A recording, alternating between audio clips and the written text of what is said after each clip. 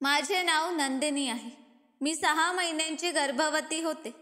दिवसभर स्वयंपाक करून माझ्या सासूबाई आणि नंदांसमोर ठेवत असे, तरीही त्या माझ्यावर खुश नव्हत्या आणि मला रात्रीचं उरलेलं बाशी जेवण मिळत असे। माझा नवरा बांगलादेशात नोकरी करत होता। एक दिवस अचानक तो घरी आला। त्याला पाहून माझ्या सासूबाई आणि नंदा घाबरल्या आणि लगेच माझे फाटलेले कपडे काढून मला चांगले कपडे घालून दिले, जेणेकरून माझ्या नवऱ्याला संशय येऊ नये। तो सर्वांशी भेटला आणि माझ्या दिशेने आला, पण जेव्हा त्याची नजर माझ्या पायांवर पडली तेव्हा सर्वांच्या अंगावर काटेच उभे राहिले। कारण मी घाबरत माझ्या सासूबाईंना म्हणाले की आई, जर तुम्ही परवानगी दिलीत तर मी माझ्या बाबांच्या घरी जाऊन येते। मी जेव्हा माझ्या सासूबाईंच्या खोलीत येऊन बोलले तेव्हा त्या रागाने मला पाहू लागल्या आणि म्हणाल्या की तुझे डोके ठिकाणावर आहे ना? जर तू गेलीस तर घरातील कामकाज कोण करणार? माझ्या सासूबाई रागाने ओरडल्या होत्या। तेव्हा मी बिचारी गप्प राहिले। मी त्यांना काहीही सांगू शकत नव्हते। खरं तर मी सांगू इच्छित होते की तुमच्या या घरात 2-2 मुली आहेत, त्यासुद्धा घरातील काम करू शकतात ना। जेव्हापासून माझा नवरा गेला होता तेव्हापासून माझ्या सासूबाई आणि नंदांनी माझे जगणे कठीण करून ठेवले होते। माझ्या नवऱ्याला बांगलादेशात जायला जवळपास 6 महिने झाले होते। याच कारणामुळे त्यांनी माझे जगणे कठीण केले होते। त्यांना माहीत होते की माझ्या पुढे मागे कोणीही नाही, म्हणून त्या माझ्याशी सहज काहीही करू शकत होत्या। माझ्या बाबांचे घर दुसऱ्या शहरात होते। मी ती दुर्दैवी मुलगी होते जिच्याकडे बाबांशिवाय दुसरे कोणीही नव्हते आणि बाबासुद्धा ते जे स्वतः कर्करोगाचे रुग्ण होते। मला माझ्या बाबांना भेटून जवळपास 4 महिने झाले होते। जेव्हा माझा नवरा गेला तेव्हा त्याच्या जाण्याच्या 2 महिन्यानंतर मी माझ्या बाबांना भेटण्यासाठी गेले होते आणि त्यानंतर माझ्या सासूबाईंनी माझ्यावर इतकी कडक नजर ठेवली होती की मी आजपर्यंत जाऊ शकले नव्हते। मला माझ्या बाबांना पाहण्याची खूप इच्छा होती, म्हणून मी ठरवले होते की मला माझ्या माहेरी जायला हवे। जेव्हा मी माझ्या सासूबाईंकडे परवानगी मागण्यासाठी आले की आई, जर तुम्ही मला परवानगी दिलीत तर मला खूप आनंद होईल आणि मी तुमची कृतज्ञ राहीन। माझ्या मामांचा फोनही आला होता। ते सांगत होते की तुझ्या बाबांची तब्येत काही दिवसांपासून बरी नाही, म्हणून मला जाऊ द्या। मी बोलले तेव्हा माझा आवाज ओलसर होता। मी स्वतःवर नियंत्रण ठेवू शकत नव्हते। माझे सुशील मामा माझे सख्खे मामा नव्हते, पण त्यांचे घर आमच्या घराच्या अगदी शेजारी होते, म्हणून ते कधी कधी मला बाबांच्या तब्येतीची माहिती देत असत। जेव्हा मी माझ्या सासूबाईंना ही गोष्ट सांगितली तेव्हा माझ्या सासूबाई रागाने वेड्या झाल्या होत्या। माझ्या हातात मोबाईल होता। सर्वात आधी त्यांनी माझ्या हातातून मोबाईल हिसकावला आणि जोरात जमिनीवर आपटला। मी आश्चर्याने त्यांना पाहत होते। त्या म्हणाल्या की याच खराब मोबाईलने तुझ्या डोक्यात माहीत नाही काय काय भरले आहे। आज नंतर तू मोबाईल वापरणार नाही, अन्यथा माझ्यापेक्षा वाईट कोणीही होणार नाही। त्या माझ्या तुटलेल्या मोबाईलकडे बोट करून बोलल्या। तेव्हा माझ्या मनातून आवाज आला की जेव्हा तुम्ही माझा मोबाईल तोडला आहे तर मी माझ्या बाबांशी संपर्क कसा साधणार? मी अजूनही काहीही बोलू शकत नव्हते। माझे मन तुटून तुकडे तुकडे झाले होते। मी रडत तिथून माझ्या खोलीत आले होते। माझे मन रक्ताचे अश्रू रडत होते।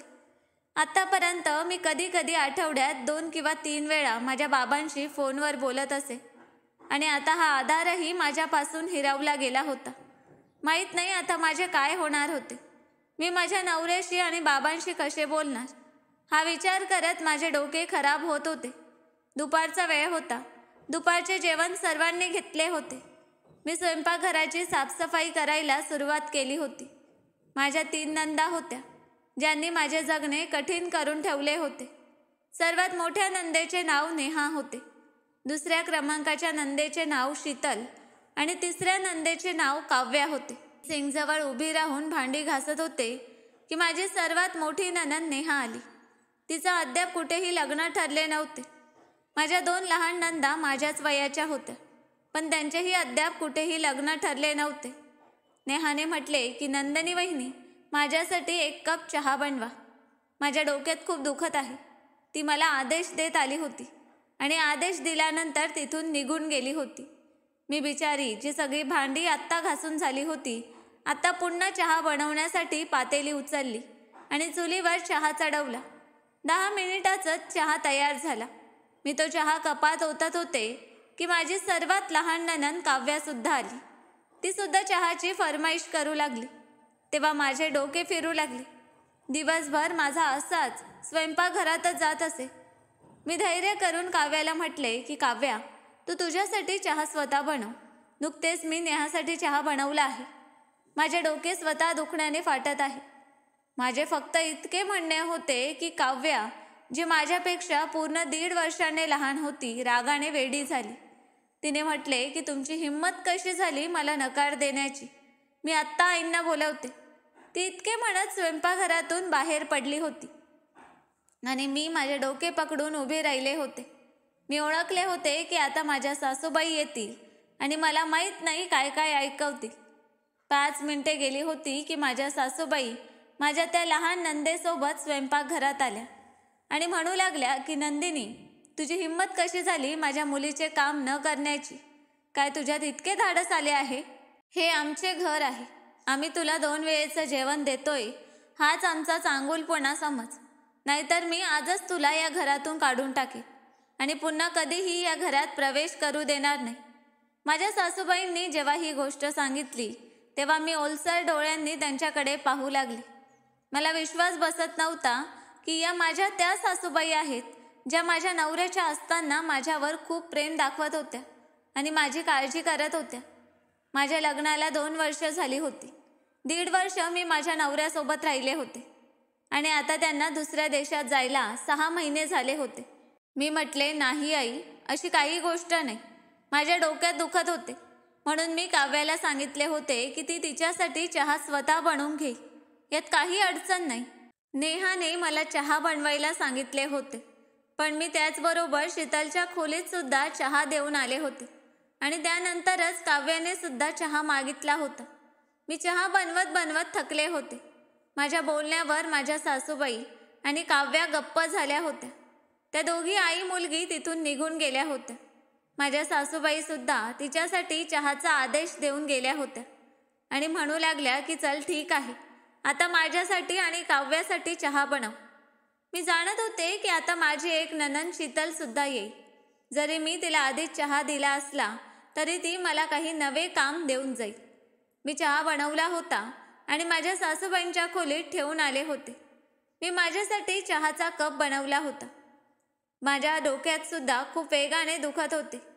3-4 दिवस झाले होते माझ्या नवऱ्याशी माझे काही बोलणे झाले नव्हते आणि आता माझा मोबाईल सुद्धा तुटला होता आणि याचा अर्थ होता की आता मी कधीही माझ्या नवऱ्याशी बोलू शकणार नाही. माझ्या सासूबाई आणि माझ्या 3 नंदांकडे त्यांचे मोबाईल होते, ज्यावर त्या माहीत नाही कोणाकोणाशी बोलत असत. खोलीत चहा प्यायल्यानंतर मी तिथेच बसून राहिले. माझे मन करत होते की मी उठून माझ्या नवऱ्याकडे जावे किंवा माझा नवरा इथे परत यावा, कारण आता त्यांच्याशिवाय मला बिलकुल मन लागत नव्हते आणि मी त्यांच्याशिवाय राहू शकत नव्हते. त्यांच्याशी बोलण्याचा सुद्धा काही मार्ग नव्हता. मी या घरात घुटमळत जगत होते, जिथे मी आनंदाने लग्न करून आले होते. मी माझ्या नवऱ्याशी प्रेम विवाह केला होता. कदाचित याच कारणामुळे मी माझ्या सासरच्या लोकांना आवडत नव्हते. जरी त्यावेळी माझ्या सासूबाई माझं नातं आनंदाने घेऊन आल्या होत्या, त्यावेळी त्यांना यात काही अडचण नव्हती की मी त्यांच्या मुलाची पसंत आहे.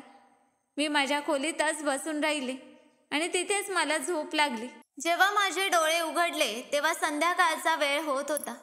मी सोफ्यावर डोळे बंद करून पडले होते. मी घड्याळात वेळ पाहिला तेव्हा थक्क झाले. मी इतके तास कसे झोपू शकते? मी लगेच बाहेरच्या दिशेने धावले होते. संध्याकाळच्या जेवणाची तयारी सुद्धा मलाच करायची होती. हे तर वरच्या कृपेने दुपारी मी भाजी बनवून तयार करून ठेवली होती. फक्त चपात्या बनवायच्या होत्या. मी धावत स्वयंपाकघरात आले होते आणि सर्वात आधी पीठ भिजवू लागले. मी पीठ भिजवतच होते की माझ्या सासूबाई सुद्धा तिथे आल्या आणि मला खूप काही ऐकवू लागल्या. म्हणू लागल्या की नंदिनी, तुला थोडी सुद्धा लाज नाही. तुला माहीत आहे ना मी शुगरची रुग्ण आहे, तरीही तू जेवण वेळेवर बनवत नाही. मला खूप भूक लागली आहे. आता सांग मी काय खाऊ? तसे तर तुला हेच हवे ना की मी लवकर मरावे. माझ्या सासूबाई रागाने बोलल्या तेव्हा मला खूप दुःख झाले होते.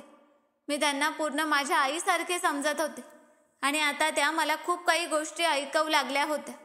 जरी आधी त्या रात्री 8 वाजेपर्यंतच जेवत असत आणि आता फक्त 7 वाजले होते. मी म्हटले, आई तुम्ही थोडा वेळ थांबा, मी लवकरात लवकर जेवण बनवते, तुम्ही काळजी करू नका. मी बिलकुल उशीर करणार नाही, उलट गरमागरम जेवण तुम्हाला वाढेल. मी विनंतीच्या शब्दात त्यांना म्हटले तेव्हा त्या कटू गोष्टी मला ऐकवू लागल्या होत्या. इतक्यातही त्यांना शांती मिळाली नव्हती. त्या मला अपमानित करण्यात काहीही कमी ठेवत नव्हत्या. त्यानंतर त्या तिथून निघून गेल्या होत्या. त्यांनी माझे जगणे कठीण करून ठेवले होते. कधी कधी मला वाटत असे की मी माझ्या नवऱ्याच्या परत येण्याआधीच माझ्या आयुष्यातून हात धुवून बसेन. पीठ भिजवल्यानंतर मी फ्रीजमधून दुपारची बनवलेली भाजी काढली आणि ती चुलीवर चढवली होती. मी भाजी गरम करू लागले होते. दुपारी मी फणस आणि बटाटा कोबीची भाजी बनवली होती. दुपारचे जेवण खूप उरले होते म्हणून मी विचार केला होता की रात्रीसुद्धा याचाच वापर करेन. तसेही माझ्या सासूबाईंनी मला रात्रीसाठी काहीही भाजी आणून दिली नव्हती. एका चुलीवर जेवण गरम होत होते आणि दुसऱ्या चुलीवर तवा ठेवून मी चपात्या बनवत होते.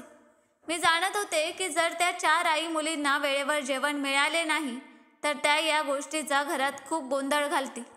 तसंही त्या छोट्या छोट्या गोष्टींवर गोंधळ करण्यासाठी तयार असत. भांडणे लावणे आणि गोंधळ घालणे त्यांना खूप आवडत असे.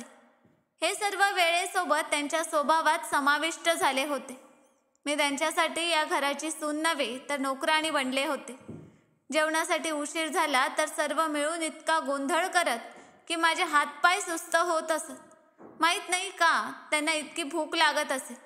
माझ्यासारख्या बिचारीला तर 2 वेळेचे जेवणसुद्धा सन्मानाने मिळत नव्हते. काही चपात्या मी बनवल्या होत्या आणि काही बनवायच्या होत्या. थोड्या वेळानंतर माझी सर्वात लहान नणंद स्वयंपाकघरात आली. ती तिच्या 2 मोठ्या बहिणींपेक्षा खूप जास्त उद्धट आणि गर्विष्ठ होती. तिला प्रत्येक गोष्टीवर आक्षेप राहत असे आणि माझ्याशी तर तिला जणू वैरच होता. स्वयंपाकघरात येताच तिने चुलीवर चढवलेल्या पातेलीचं झाकण काढून पाहू लागली. मी सुद्धा तिच्या शेजारी उभी राहून तव्यावर चपात्या बनवत होते. तिने म्हटले, काय आम्ही हे दुपारचे उरलेले खाणार? हे फणस आणि बटाटा कोबी याशिवाय काही बनवले नाही काय? मी म्हटले, हे जेवण इतके उरले आहे की आपल्या सर्वांना पुरेल, तर मग दुसरी डिश बनवण्याची गरजच काय आहे? माझे बोलणे ऐकून तिने रागाने प्लेट जमिनीवर आपटली आणि पातेली चुलीवर तिरपी करून निघून गेली. पातेली तिरपी झाल्यामुळे थोडी भाजीसुद्धा चुलीवर पडली. मी जी चुलीच्या अगदी जवळ उभी होते, माझ्या पायावर सुद्धा गरमागरम भाजी पडली होती. माझे पाय भाजू लागले होते. भाजी खूप गरम होती. भाजल्यामुळे माझी ओरडच निघाली होती. मी काहीही बोलू शकत नव्हते, फक्त रडत होते. मला वाटत होते की आज माझा जीवच निघून जाईल. पण माझ्या लहान नंदेला तर माझी काहीही काळजी नव्हती. ती मला कितीतरी गोष्टी ऐकवून तिथून निघून गेली आणि शेवटी जाताना ती हे म्हणून गेली की माझ्यासाठी बटाट्याचे पराठे बनवा. मी हे बाशी जेवण खाणार नाही. ती खूप नखरेवाली होती. प्रत्येक वेळी जेवणात कमी काढत असे आणि मला त्रास देण्यात काहीही कमी ठेवत नसे. आत्ताही तिला हे आक्षेप होते की मी दुपारची भाजी रात्रीसाठी का ठेवली होती. जरी दुपारी मी स्वतः जाणीवपूर्वक जेवण जास्त बनवले होते आणि विचार केला होता की रात्री याचाच वापर होईल. दुखण्याने ओढत तिच्यासाठी बटाट्याचे पराठे बनवण्याची तयारी करू लागले होते. कारण जर बनवले नाहीत तर पुन्हा घरात गोंधळ सुरू झाला असता, ज्यात माझ्या सासूबाईसुद्धा मला गोष्टी ऐकवत असत. माझे आयुष्य असे होते की मी माझ्या इच्छेने काहीही करू शकत नव्हते. फक्त सर्वांच्या इच्छेनुसार चालणे ही माझी जबाबदारी होती. पायात दुखत असतानाही मी तिची फरमाईश पूर्ण करू लागले. मी बटाट्याचे पराठे बनवले आणि जेवण तिच्या खोलीत पोचवले. मी बाकी 2 नंदा आणि माझ्या सासूबाईंचे जेवणसुद्धा त्यांच्या खोलीत देऊन आले. त्या 4ही वेगवेगळ्या त्यांच्या खोलीत राहत होत्या आणि मी वेगळ्या 5व्या खोलीत राहत होते. मला आश्चर्य वाटत असे की त्या 3घी बहिणी एका खोलीत का राहत नाहीत. माझ्या सासूबाईंना यात काहीही अडचण नव्हती. त्यासुद्धा स्वतःमध्ये व्यस्त राहत होत्या. प्रत्येक वेळी त्या फोनवर त्यांच्या बहिणी आणि मैत्रिणी किंवा कोणा नातेवाईकाशी बोलत असत. मला जेवण करण्याची अजिबात इच्छा नव्हती. माझे मन रक्ताचे अश्रू रडत होते. मला वाटत होते की आता माझे सगळे आयुष्य उद्ध्वस्त होईल. मला माझ्या नवऱ्याची खूप आठवण येत होती. माझे मन करत होते की मी माझ्या नवऱ्याशी फोनवर बोलावे. त्यांच्याकडे तर जाऊ शकत नाही, पण फोनवर तर बोलूच शकते. जरी माझा स्वतःचा फोन नव्हता तरी माझ्या नंदा आणि सासूबाईंकडे फोन होते. मी आजपर्यंत त्यांच्या वागण्याबद्दल कधीही माझ्या नवऱ्याला सांगितले नव्हते. नेहमी मी माझ्या नवऱ्याला हेच सांगत असे की मी खूप आनंदात आहे, सर्वजण माझ्यासोबत चांगले राहतात. पण आज मला वाटत होते की मी हे सर्व त्यांना सांगावे.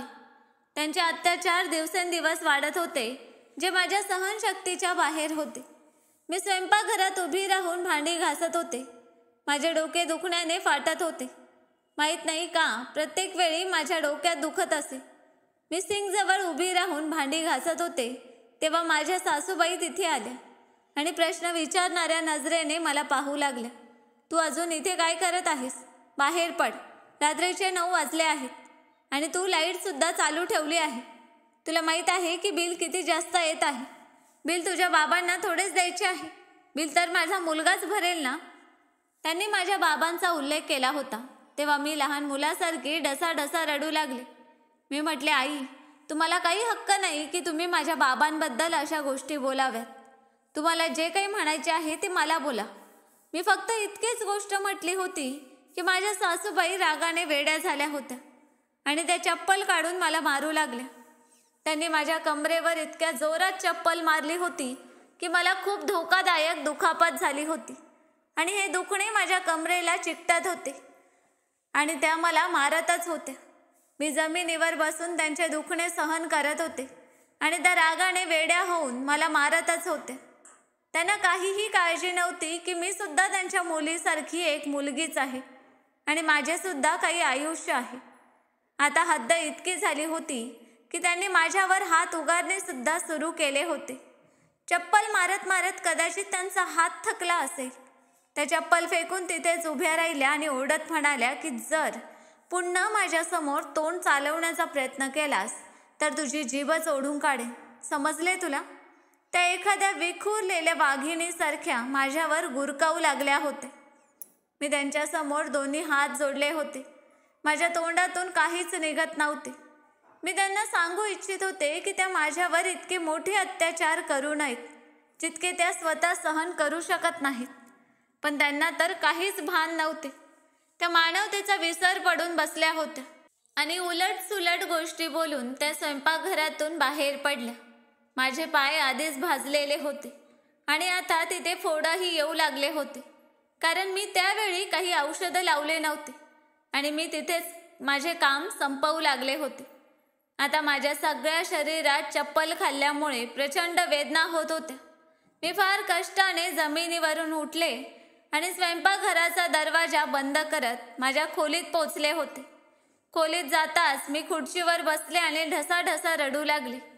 अंगद, तुम्ही कुठे निघून गेलात? तुम्हाला माहीत नाही की मी तुमच्या अनुपस्थित तुमची आई आणि तुमच्या बहिणी माझी काय अवस्था करत आहे. मी रडत स्वतःशी बोलत होते.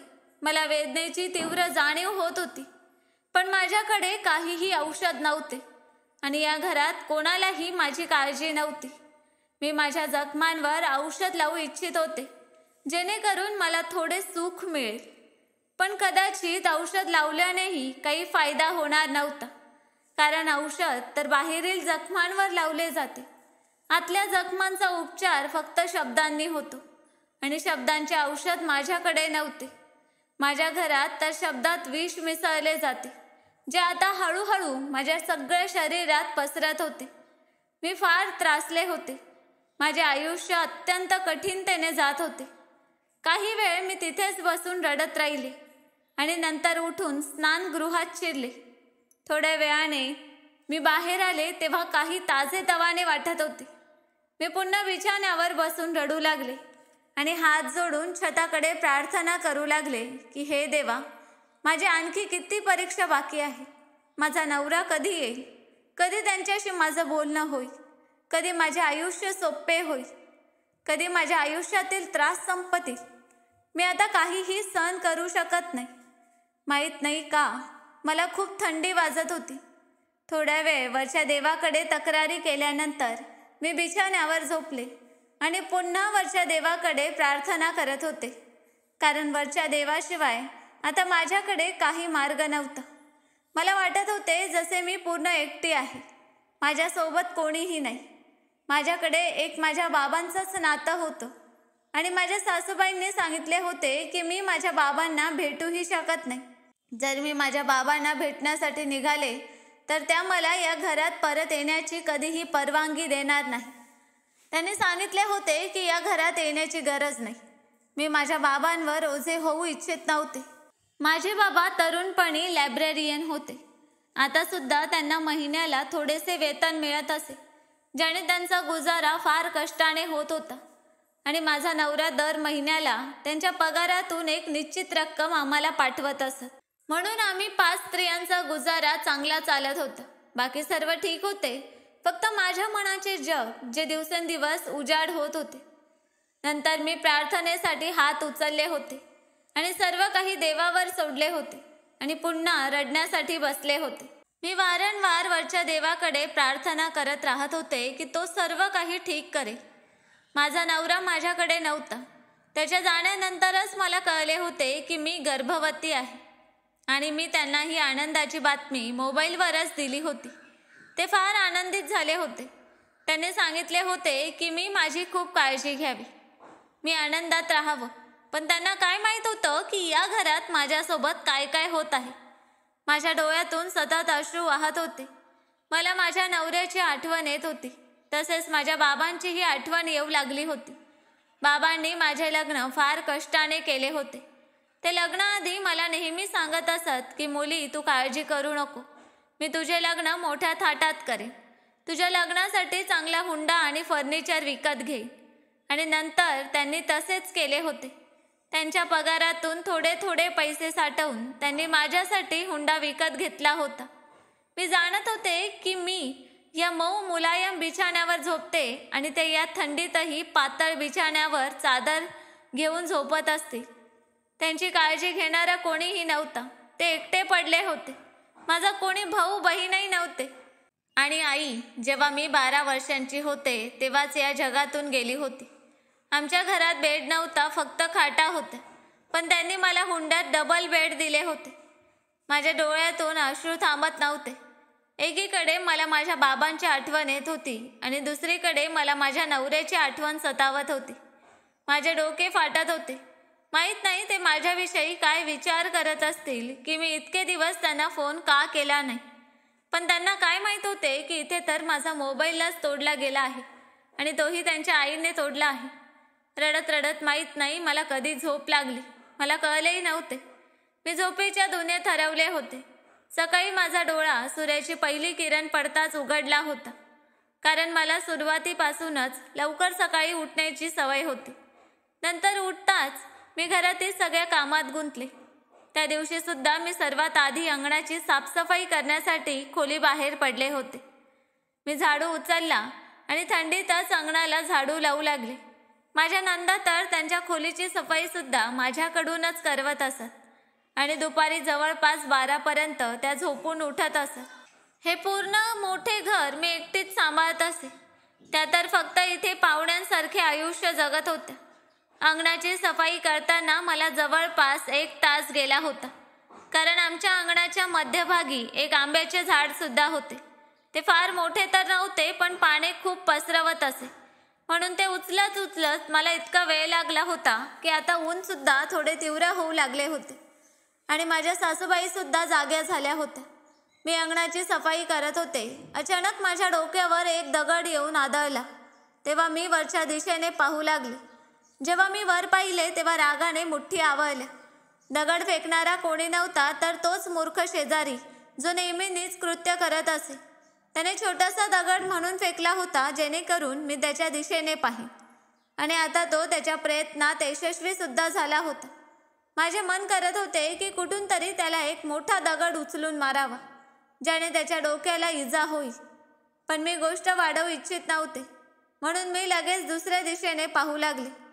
जेव्हा मी मागे वळून पाहिले तेव्हा माझ्या मागे माझ्या सासूबाई उभ्या होत्या. त्यांच्या हातात झाडू होता. त्यांनी रागाने माझ्या दिशेने पाहिले आणि म्हणू लागल्या की मला तुझ्याकडून हेच अपेक्षित होते की तू नक्कीच कोणाशी प्रेम प्रकरण करत असशील आणि आज मी तुला माझ्या डोळ्यांनी पाहिलेही. त्यांनी मला झाडू मारत सांगितले तेव्हा माझी ओरड निघाली होती. मी म्हटले की आई, तुम्ही चुकीचे समजत आहात. अशी काही गोष्ट नाही.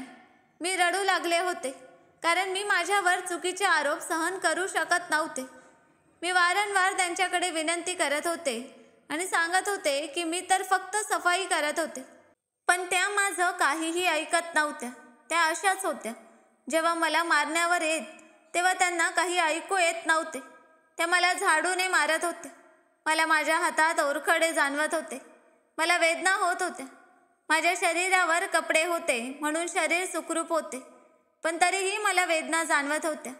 मी रडत राहिले पण त्यांनी माझी गोष्ट ऐकली नव्हती. त्या मला चारित्र्यहीन म्हणत होत्या. त्या म्हणत होत्या की जेव्हा माझा मुलगा परत येईल तेव्हा मी त्याला तुझ्या सगळ्या कृत्यांबद्दल सांगेन की तू कशी गावातील मुलांना वेळ देत असतेस. मी माझ्या मुलाला सांगेन जेणेकरून तो तुझ्या या कृत्यांमुळे तुला घटस्फोट देईल. माझा मुलगा माझी गोष्ट नक्कीच ऐकेल. त्यांच्या या शब्दांनी मी त्यांच्यासमोर हात जोडून म्हणू लागले की नाही आई, देवासाठी माझ्यावर इतके मोठे अत्याचार करू नका. तुम्हाला काही चुकीची समजूत झाली आहे. मी काहीही केले नाही. माझ्यावर आरोप लावू नका. तुमच्यासुद्धा 3 मुली आहेत ना, तुम्ही त्यांच्याबद्दलच विचार करा. जेव्हा मी त्यांच्याशी ही गोष्ट म्हटली तेव्हा माझ्या सासूबाईंना आणखी राग आला होता. त्यांनी म्हटले, लाज नाही वाटत तुला? माझ्या मुलींना स्वतःशी तुलना करताना कुठे माझ्या मुली आणि कुठे तू? माझ्या मुली तुझ्यासारख्या नाहीत. आता इथून निघून जा. जर तू मला पुन्हा अंगणात दिसलीस तर तुझी खैर नाही. जेव्हा माझ्या सासूबाईंनी मला तिथून जाण्याचे सांगितले तेव्हा मी लगेच तिथून उठले आणि माझ्या खोलीकडे धावले होते. या अवस्थेत माझ्या सासूबाईंनी मला मारले होते. त्या हे चांगले जाणत होत्या की मी त्यांच्या मुलाची आई होणार आहे, पण त्या दिवसेंदिवस माझ्यावर अत्याचार करत होत्या. माझ्या गर्भावस्थेचा आता 7वा महिना सुरू होणार होता आणि आता प्रसूतीला फक्त 2 महिने उरले होते. मला खोलीत आल्यापासून फक्त 5 मिनिटे झाली होती. मी माझ्या नशिबावर अश्रू ढाळत होते की माझी मधली नणंद अचानक तिथे आली. ती मला तिच्यासाठी नाश्ता बनवण्याचे सांगत होती. सर्वांसाठी नाश्ता बनवणे सुद्धा माझीच जबाबदारी होती. कोणीही स्वतःच्या हाताने एक दिवससुद्धा नाश्ता बनवून खात नव्हते. मी स्वयंपाकघरात आले आणि नाश्ता बनवत होते. सोबतच अश्रूसुद्धा ढाळत होते. माझे मन करत होते की मी माझ्या नवऱ्याशी बोलावे. मी विचार केला होता की जेवण बनवल्यानंतर जेव्हा माझ्या सासूबाईंचा राग थोडा थंड होईल तेव्हा मी त्यांच्याकडे मोबाईल मागेन आणि माझ्या नवऱ्याशी बोलेन. वेळ जात होता. दुपारीच मला इतके धैर्य आले होते की मी मोबाईल घेण्यासाठी माझ्या सासूबाईंच्या खोलीत पोचले होते. त्या त्यांच्या कोण्या मैत्रिणीशी फोनवर बोलत होत्या. मी त्यांच्या जवळ जाऊन उभी राहिले आणि वाट पाहत होते की त्या कधी फोन बंद करतील. थोड्या वेळानंतर जेव्हा त्यांनी कॉल बंद केला तेव्हा रागाने मला पाहू लागल्या आणि म्हणू लागल्या की इथे का उभी राहिली आहेस? काय अडचण आहे? त्या कधी चांगले बोलतच नव्हत्या. नेहमी रागातच माझ्याशी बोलत होत्या आणि आतासुद्धा रोजच्यासारखेच बोलत होत्या. मी स्वतः धैर्य गोळा केले आणि म्हटले की आई, माझा मोबाईल तर तुटला आहे. जर तुमची परवानगी असेल तर मी थोड्या वेळासाठी तुमचा मोबाईल वापरू शकते का? मला अंगदला कॉल करायचा आहे. कित्येक दिवस माझं त्यांच्याशी बोलणं झालं नाही. त्यांना माझी काळजी होत असे. मी फक्त त्यांच्याशी त्यांची तब्येत विचारून मोबाईल तुम्हाला परत दे. जास्त वेळ बोलणारही नाही. माझे फक्त इतकेच म्हणणे होते की माझ्या सासूबाई टोमणे देऊन हसू लागल्या आणि म्हणाल्या की मोठी आली नवऱ्याची काळजी करणारी. त्याच्या अनुपस्थितीत दुसऱ्या मुलांशी डोळे मिटकावत फिरते आणि आता माझ्यासमोर असे दाखवते जसे तुला माझ्या मुलावर खूप प्रेम आहे. तू फक्त थांब. फक्त एकदा माझ्या मुलाला येऊ दे. नंतर पहा की मी तुला माझ्या मुलाच्या आयुष्यातून कसे वेगळे करते. हे म्हणताच त्यांनी मला त्यांच्या खोलीतून बाहेर जाण्याचे सांगितले होते. मी रडत त्यांच्या खोलीतून बाहेर पडले होते. यावेळी मी त्यांच्याकडे काही विनंती केली नव्हती, कारण मी जाणत होते की त्यांना नेहमी तेच करायचे असते जे त्या इच्छित असत. मी माझ्या खोलीत आले होते. माझ्या खोलीशिवाय या घरात माझे काहीही नव्हते. मी तिथेच येऊन ढसाढसा रडू लागले. माझे मन फाटण्यासारखे होते. आता मला आणखी अत्याचार सहन करण्याची हिंमत नव्हती. दुपारचे 1 वाजले होते आणि मला दुपारच्या जेवणाची आठवण आली. तेव्हा मी लगेच माझ्या खोलीतून बाहेर पडले होते. मी योग्यरित्या माझे दुःखही व्यक्त करू शकत नव्हते. मला हे लोक इतकाही अवकाश देत नव्हते. दुपारच्या जेवणात माझ्या मोठ्या नंदेने पुलाव बनवण्याचे सांगितले होते.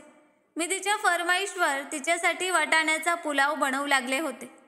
पण जेवण बनवत बनवत मला सुद्धा खूप भूक लागली होती आणि माझे मन करत होते की लवकर जेवण तयार होईल आणि मी भरपूर खाईन. तसेही मला वाटाण्याचा पुलाव फार आवडत होता.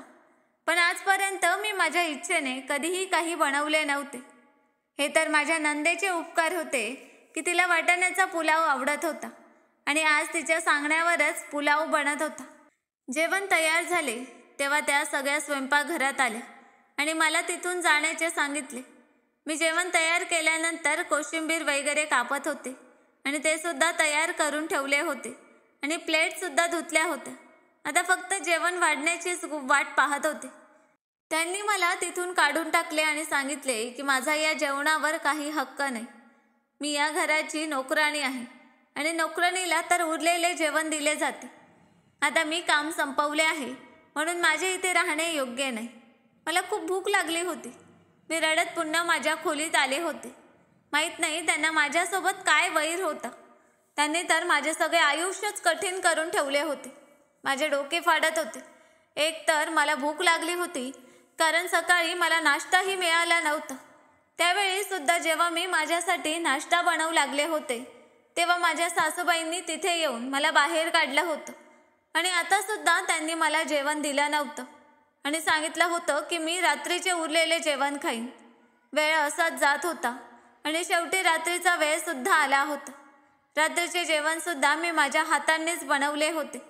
मी जाणत नव्हते की हे सुद्धा मला मिळेल की नाही.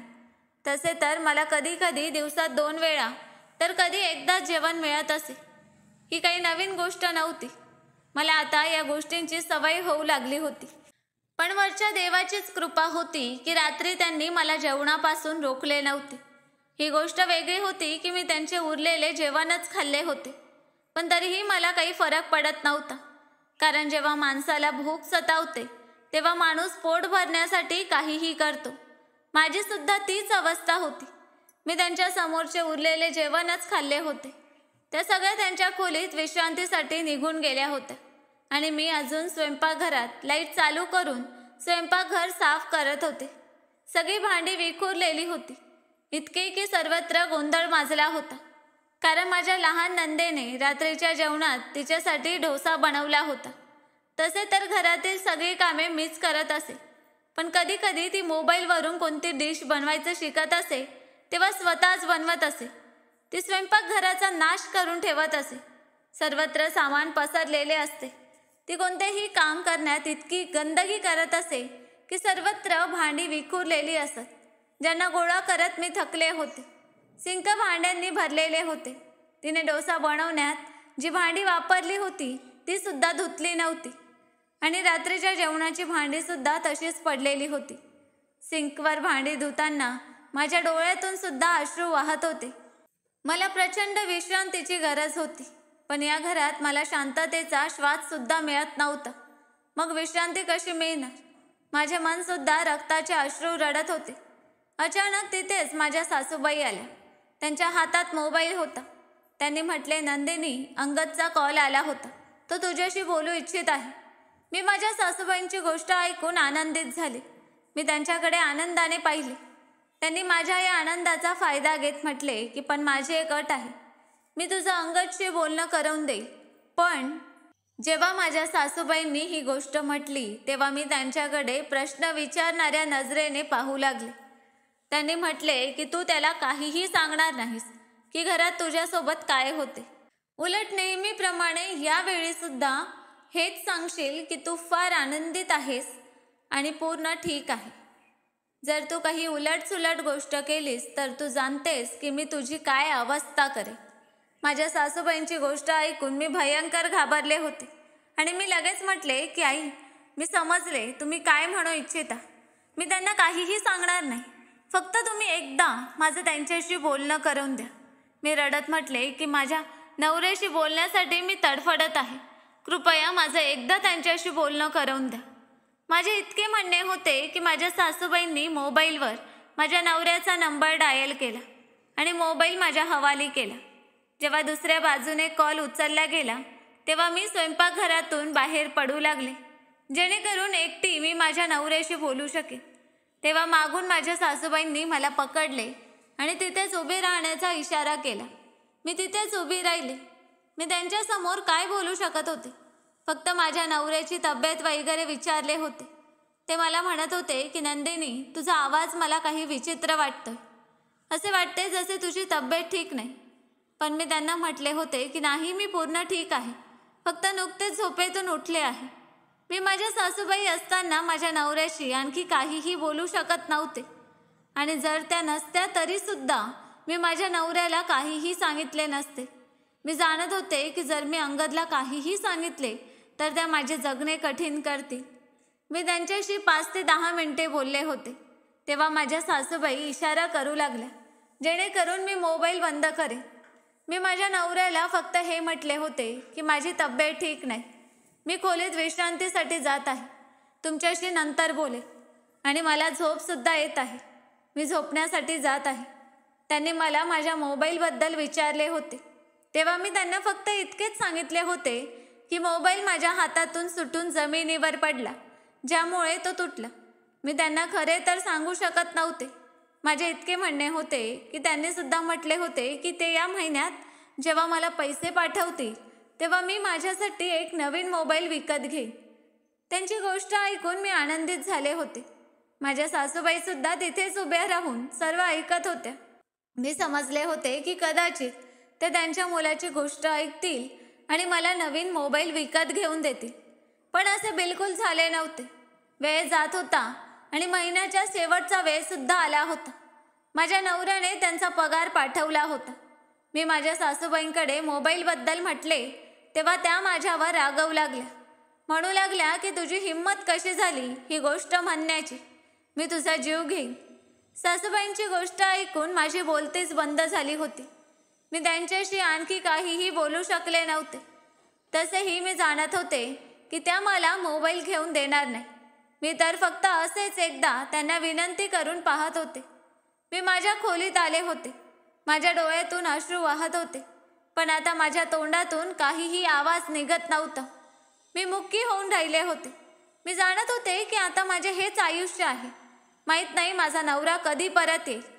दिवस असेच जात होते आणि मी दर दुसऱ्या तिसऱ्या दिवशी नव्या त्रासाची शिकार होत होते. मी माझ्या नवऱ्याशी पुन्हा बोलले नव्हते. एकदा मी संध्याकाळी माझ्या सासूबाईंसाठी चहा घेऊन त्यांच्या खोलीत गेले तेव्हा पाहिले की त्या माझ्या नवऱ्याशीच बोलत होत्या. मी माझ्या नवऱ्याचा आवाज लपून ऐकला होता. ते त्यांच्या आईला विचारत होते की अद्याप नंदिनीने मोबाईल घेतला नाही का? तेव्हा माझ्या सासूबाईंनी त्यांना हे सांगितले की बेटा, मी तर तिला सांगते की तिचा मोबाईल तुटला आहे. ती माझ्याकडून पैसे घेऊन जाऊन स्वतःसाठी मोबाईल विकत घेईल. पण तुझ्या बायकोने स्पष्ट नकार दिला. ती म्हणते की मला मोबाईल घ्यायचाच नाही. मला मोबाईल वापरणे आवडत नाही. माझ्या सासूबाईंनी अंगदला खोटे सांगितले होते आणि मी काहीही करू शकत नव्हते. एका आठवड्यानंतर माझ्या मोठ्या नंदेचं स्थळ आलं. तेव्हा माझ्या सासूबाईंनी मला कडक सांगितलं की मला जेवणात खूप काही चांगलं बनवायचं आहे. मी फार आनंदित झाले होते. आधीच माझ्या नंदा आणि सासूबाई माझ्यासोबत चांगले वागत नव्हत्या. पण तरीही माझ्या मनातून त्यांच्यासाठी प्रार्थनाच निघत होती की माझ्या मोठ्या नंदेचं नातं पक्क होऊन जाईल. त्या विचारीचं वय दिवसेंदिवस वाढत चाललं होतं. आज शनिवारचा दिवस होता आणि मुलाकडचे लोक रविवारी येणार होते. कदाचित मुलगा कोणता सरकारी अधिकारी होता.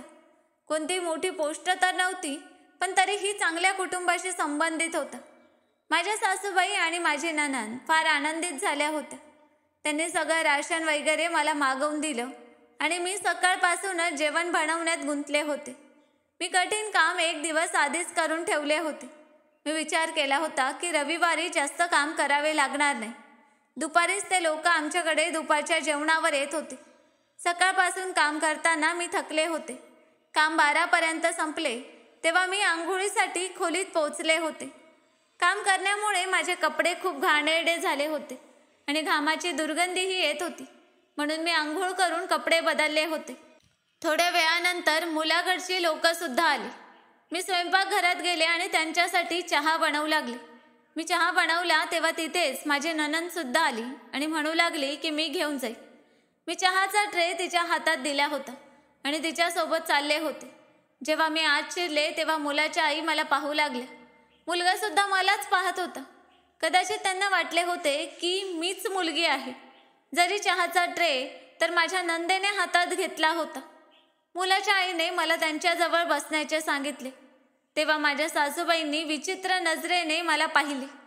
त्यांनी म्हटले की ताई, आम्हाला तुमची मुलगी फार आवडली आहे. आम्हाला अशीच मुलगी हवी होती. माहीत नाही काय पाहून त्यांनी मला त्यांच्या मुलासाठी पसंत केले होते. त्यांना माझे इतके मोठे पोट दिसत नव्हते का? कदाचित मी अनारकली फ्रॉक घातला होता. याच कारणामुळे त्यांना माझे पोट दिसत नव्हते. आणि त्यांनी हे म्हटले तेव्हा मी लगेच खुर्चीवरून उठून उभी राहिले होते. मी काहीही बोलू शकले नव्हते. माझ्या सासूबाई रागाने माझ्या दिशेने पाहत होत्या. नंतर त्यांनी मुलाच्या आईकडे पाहत म्हटले की ही तर माझी सून आहे. तेव्हा त्या लगेच तिथून निघून गेल्या आणि म्हणू लागल्या की त्यांना त्यांच्या मुलींपैकी कोणीही आवडली नाही. त्यांच्या जाण्यानंतर माझ्या सासूबाईंनी मला इतकी मारहाण केली होती की आजपर्यंत त्यांनी मला इतकी मारहाण केली नव्हती. माझी तर काहीही चूक नव्हती. मुलाच्या आईने तर स्वतःच मला पसंत केले होते. माझी तर यात काहीही चूक नव्हती, पण तरीही त्या मला मारत होत्या. माझ्या मोठ्या नंदेने तर हद्द पार केली होती आणि आज आयुष्यात पहिल्यांदा माझ्यावर हात उगारला होता. जरी मी तिच्यापेक्षा वयाने लहान असले तरी नात्याने तर मीच मोठी होते, पण तिने तर नात्याचाही मान ठेवला नव्हता. मी तिची वहिनी होते. ती तिच्या आईसोबत मिळून मला मारत होती. माझ्या सासूबाई म्हणू लागल्या की अपशकुनी बाई, तुझ्यामुळेच माझ्या मुलीचं स्थळ झालं नाही. मी तुला सोडणार नाही. माझ्या सासूबाई मला मारताना ओरडत सुद्धा होत्या. मी काहीही बोलू शकत नव्हते. मी अशा मतलबी लोकांशी बोलूही इच्छित नव्हते. त्यांनी मला मारून अर्धा मेली करून टाकले होते आणि ती गरमागरम चहा जी मी पाहुण्यांसाठी आणली होती ती सुद्धा माझ्या पायांवर जाणीवपूर्वक ओतली गेली होती. माझे पाय आधीच भाजलेले होते, ज्यांच्या जखमा आजपर्यंत बऱ्या झाल्या नव्हत्या आणि अद्याप डाग सुद्धा उरले होते आणि आता पुन्हा चहा पडल्यामुळे ते भाजले होते. मी वेदनेने ओरडले होते. ते चहाचे कप माझ्या लहान नंदेने माझ्या पायांवर ओतले होते आणि काही वेळानंतर मला तिथून धक्के देऊन बाहेर काढले होते. मी अंगणात बसले होते आणि ढसाढसा रडत होते. मी जेव्हा नजर वर करून पाहिले तेव्हा शेजारीणसुद्धा उभी होती. मला फार लाज वाटत होती. मी लगेच माझ्या खोलीत धावले होते. माझे मन रक्ताचे अश्रू रडत होते, पण मला समजून घेणारा, मला सांत्वन देणारं कोणीही नव्हतं. कोणी माझ्या त्रासाला समजणारा नव्हता. कोणी असा नव्हता जो माझी मदत करू शकेल. मला इतका वेळ गेला होता. मी माझ्या नवऱ्याशी बोलले नव्हते आणि ना माझ्या नवऱ्याला भेटले होते. माझ्या आयुष्यात आता काहीही उरले नव्हते.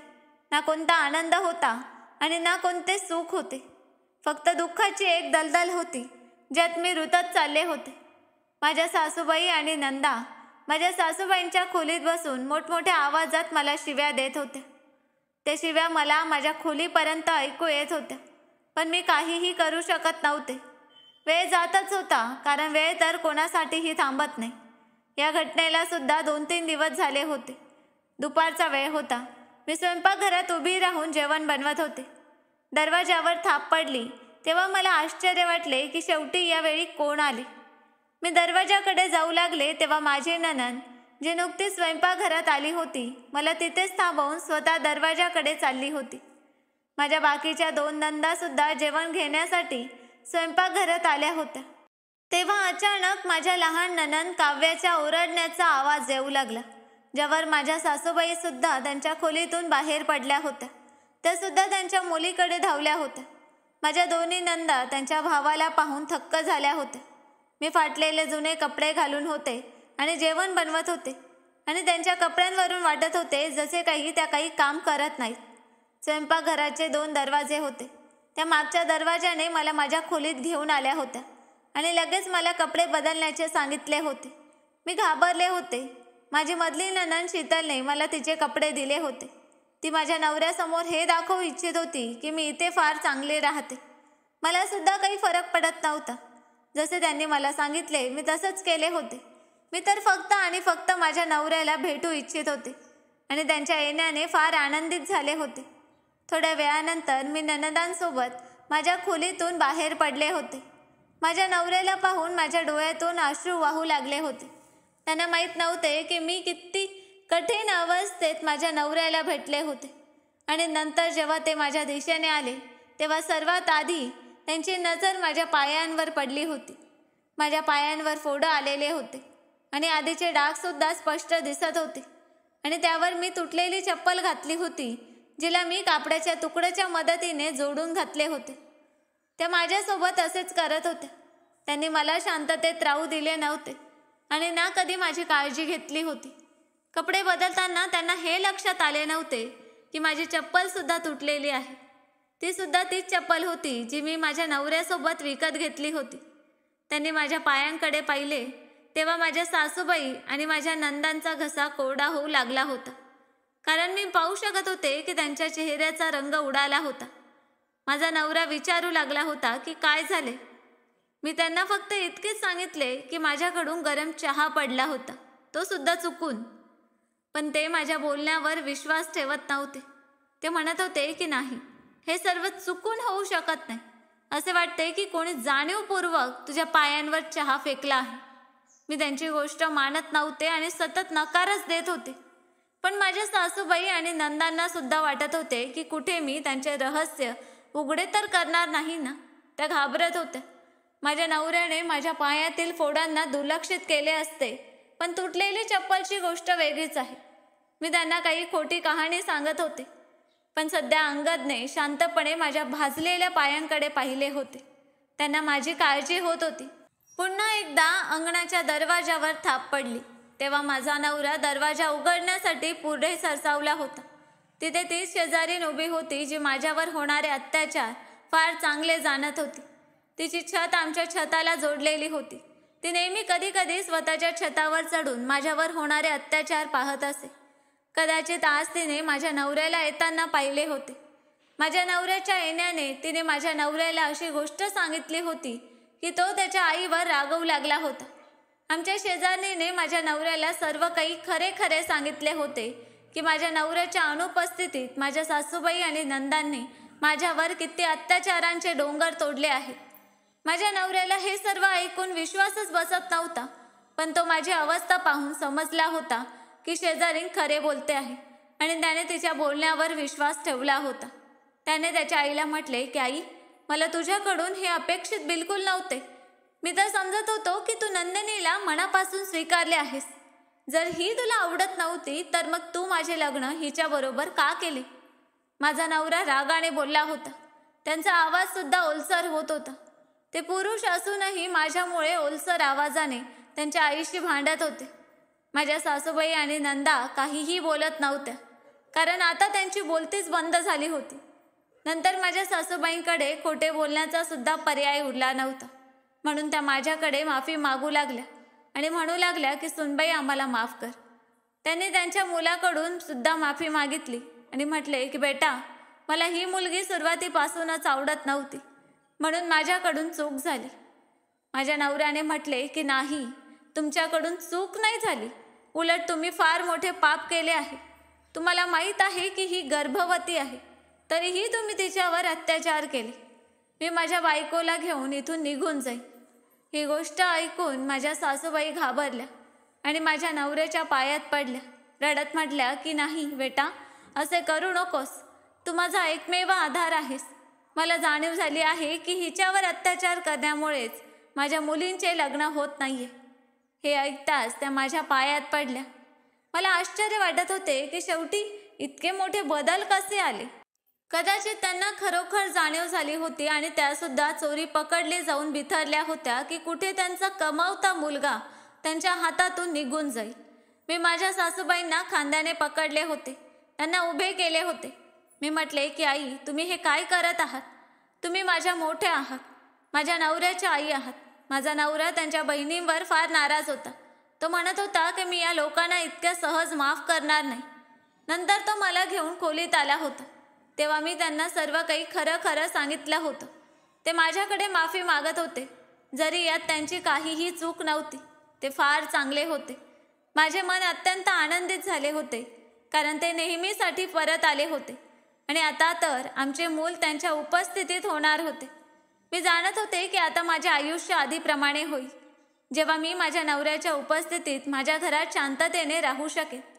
आणि आता त्यांनी वचन दिले होते की ते मला कधीही सोडून जाणार नाहीत आणि दुसऱ्यांच्या विश्वासावर तर अजिबात ठेवणार नाहीत. स्वतः इथे राहून माझी काळजी घेतील. आता मला काहीही होऊ देणार नाहीत. आता मी माझ्या नवऱ्याच्या असताना माझ्याच घरात शांततेने राहत होते, कारण माझ्या नवऱ्याला जाणीव झाली होती की माझ्यासोबत फार वाईट झाले आहे. पण मी तरीही माझ्या विरोधात काहीही भूमिका घेतली नव्हती. याच कारणामुळे तो माझी फार काळजी घेत होता. त्याने घरात नोकराणी ठेवली होती आणि माझ्या नवऱ्याच्या असताना माझ्या सासूबाई आणि नंदांची हिंमतसुद्धा नव्हती की त्या माझ्यावर आधीप्रमाणे अत्याचार करतील. खरे म्हणतात की एक ना एक दिवस वेळ बदलतोच, जसा माझा बदलला आहे. तर मित्रांनो, कशी वाटली कथा कमेंट करून नक्कीच सांगा. आणि कथा आवडली असेल तर व्हिडिओला लाईक आणि चॅनलला सबस्क्राईब करायला विसरू नका. धन्यवाद.